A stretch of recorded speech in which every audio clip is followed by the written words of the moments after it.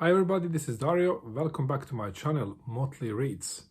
Today I'm going to do a tag. This is a book tag called the Hindsight is 2020 reader tag, and this is one of these wonderful tags that I made to get us to talk about our reading history. So I saw this tag on Kelly's channel, Kelly of Books I'm Not Reading. I enjoyed it. I enjoyed watching her take on this. Also saw Steve Donahue's and Mark Richardson's takes, and then I thought, okay, I need to do that because I enjoyed watching theirs. So I hope that somebody will get inspired by my take on this. So this is a pretty short tag. It's 6 prompts, including the sixth prompt is tagging other people. So first prompt is, what were you like as an early and learning reader? Now I learned how to read when I was 4, and I was taught by my aunt, my mother's sister. She taught me to read, and I was always browsing in her house, looking at her books and her bookshelves. And there was this. She's a lawyer, and she had this drawer full of books from law school. And I remember when I was a kid, I was small, probably I just learned how to read. I was opening the drawer and taking out her books and opening up, these boring textbooks you can imagine, law books. And I was trying, so hard to understand what is in there. And then I remember I thought, one day I'm going to understand what is in there. I'm going to learn how to read this. So this is, my first, struggles with the reading, and then I started reading regularly in school, and we've been reading quite a lot in school. I grew up in Yugoslavia, former country Yugoslavia. Now it's split up in several different countries, and we read quite a lot in school, and the local authors most of the time, even some foreign authors as well. Foreign authors like Robert Louis Stevenson with the Treasure Island and Lewis Carroll, Alice in Wonderland, and so on. But and then lots of local authors, and the most beloved author that all of us read and I really loved to read very much of is Branko Ćopić. And Branko Ćopić, this is one of the books of Branko Ćopić. I found this book just 2 or 3 years ago. I don't have any books from that time because during the war we in Yugoslavia we fled to Sweden, so we lost everything. So there is nothing from that time. But I'm tracing and trying to find books and things from the period where I grew up. So I found this one. And the name of this book is Mallow Colored Garden by Branko Ćopić. And Branko Ćopić was an author of children books, although these books contained deeper meaning that even adults could read, and he was really beloved author and very well known societal figure in former Yugoslavia. He committed suicide sometime in 80s. It was a great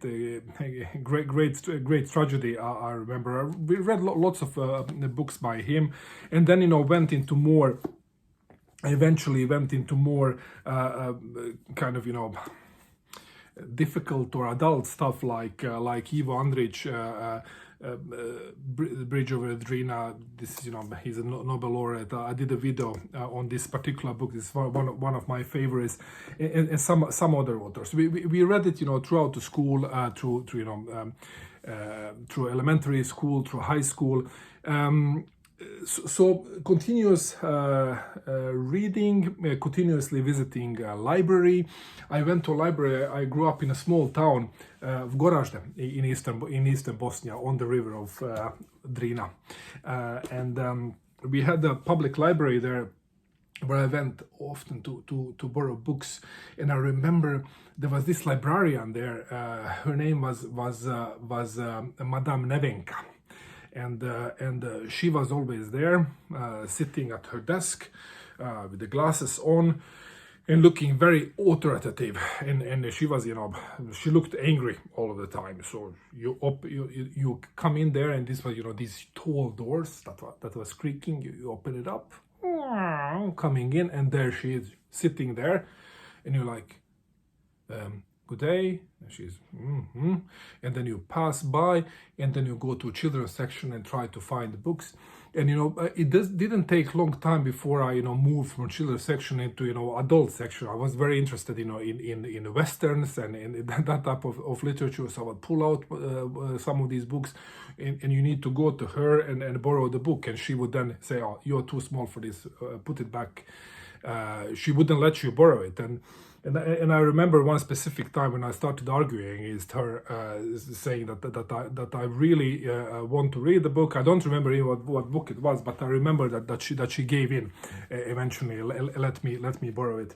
So I read continuously these types of books.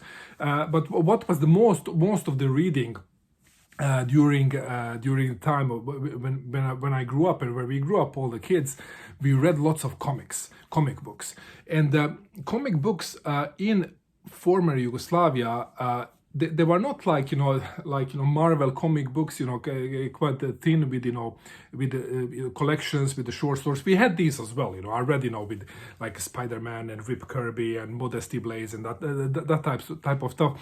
But what we read most is this Italian productions. Actually, I think that Tom of LA Books. Tom, if you're watching, you probably are going to recognize this.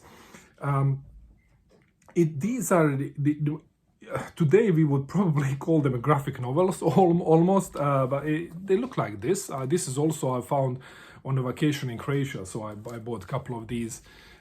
This is Blake Stone, one of the heroes, and this is Italian production. The island. This particular book is The Island of Pirates. It's original title L'Isola del Corsari, and is authored by Esse Gesse and Gianni Bono. So it looks like this, and it is one story you read here. Like this is on 220 pages. One story. This is one of the the typical characters, Blake Stone. Another one who was very popular was Agor. This one you had the Captain Mark, you had Captain Mickey, you had Ken Parker, Mr. Noel, lots of different characters who I really loved, and I had a pile, probably hundreds of these comic books, and everybody had that, and we would trade these books with each other and read them. And then when you got a little bit older, kind of junior high, then what was very popular among the kids that were more kind of sophisticated reading the comics was Alan Ford. And Alan Ford is it's also Italian production, I think. Yes, it's Max Bunker Press, Milano. And this is about a couple of characters that are living in New York, led by this guy called Number One, and he's like several thousand years old, at least he says, because of all his war stories. Well, obviously he's a lying old guy, and he has this team of lowlifes who are kind of secret agents who would send out on different adventures. So Alan Ford, and this is everybody of my age from Yugoslavia who you would ask about Alan Ford, they would know about these characters. Really like this. So these are the kind of things that I got on to early, these types of books and the comics. Prompt number 2. What book or book series really got you excited about reading as a kid? Books that got me into reading, I read I read quite a lot of these kind of single books that are outside of series, like Lassie, for instance. I liked it very much. But the series that I liked was I mentioned it previously on some tag. It was books by German author Karl May about the Indian chief Winnetou. It was a series of books about Winnetou and his companion Old Shatterhand and their adventures in 19th century America. So that got me really excited, and also books by Zane Grey. Also westerns. We liked as a kids those books very much. I remember first book of Zane Grey I read, it was Betty Zane. That was really good. Yeah. Number 3, has there been a person in your life, real or fictional, who inspired you to be a reader? Not fictional, really, but real persons. I started reading with my aunt, and she had lots of books. She had these collections of Russian authors, like Dostoevsky or Sholokhov, or so she had them there, and it was more kind of to me it was like at some point of time I'm gonna read this serious stuff. But then I got into serious stuff and really got inspired with reading with my high school teacher of Serbo-Croatian. That is a language where I grew up. It would be for most of you viewers like English teacher. So my Serbo-Croatian teacher, her name was Danica, and she passed away years ago. But she actually inspired me quite a lot. Introduced me to classics of ancient Greece, like Sophocles. Introduced me to Shakespeare. Introduced me to lots of Russian classics, and she was a very knowledgeable, very keen reader herself, and she was loving what she was talking about. And I really got inspired and really read all the compulsory reading. So whoever was trying to avoid that, I read it because I was interested, and I had lots of respect for her, and I really wanted to make her proud by reading this and discussing this and so on. So it was great inspiration to me. So teachers, really important people. Prompt number 4. At what point did you begin to identify as a reader?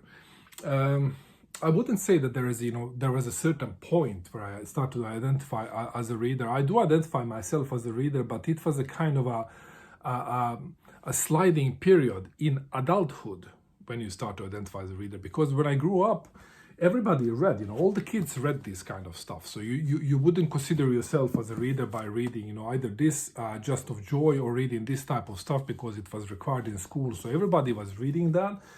And then in my teens, I read until some point, and then you kind of lose interest, and then you start chasing girls and being with the friends and partying and that kind of stuff. And then in adulthood, when I got back into more reading, then I realized that people are not reading. So kids read because they had to, or they had a habit and so on. But in adulthood, when after this period of teen escapades, when you get back and start reading, then you realize that most of the people don't get back there, or maybe they were never there, but you never thought about it. So it is in adulthood you realize that okay, not everybody is reading. You try to start conversations with people, or they are not really interested in talking about books. They are not reading, and then you start to kind of identify yourself as being different from the majority, and then you are a kind of a reader, right? Prompt number 5: how has being a reader shaped your life and your worldview? I think that being a reader has been defining and is defining myself continuously. Really, it opens my horizons continuously. It widens the world I can see around me. It helps me to explore more and more facets of both our society, our history, of human experience, of, of the world. It gives me unique access to the world, really. And of course, everything that you get in, it actually shapes you. And I think that, not being a reader, I think, it would be, I would be a smaller person, because you didn't get all this information and everything in, and then basically your mind is kind of less, so to say. I think Steve had some quote from, I don't remember which author was, on the same theme. So I think that I'm not trying to say in any way that I'm a kind of in any ways better in any aspect than somebody who is not reading, but I think that at least to me it has opened my worldview a lot, and I really enjoy reading, because of this reason. Every new area that I identify and start reading about, I get so excited, so I dig deeper and deeper and deeper, and then I create a new frame of reference, and that's it is such a treasure. Yeah. And then number 6, tag someone who's reading history you want to learn more about. And here again, like most of the people said, I like to hear about everybody's reading history, and if I'm to mention some people, Tom of LA Books is a very cool guy, well-read guy. I would really like to hear more about your history, Tom, and Noah. Everyone who reads Muscoverse, also your reading history, that would be really cool to hear more about. And of course, everybody else, very interesting. So let's keep this tag around, because this is very interesting. So thank you everybody for watching. Bye.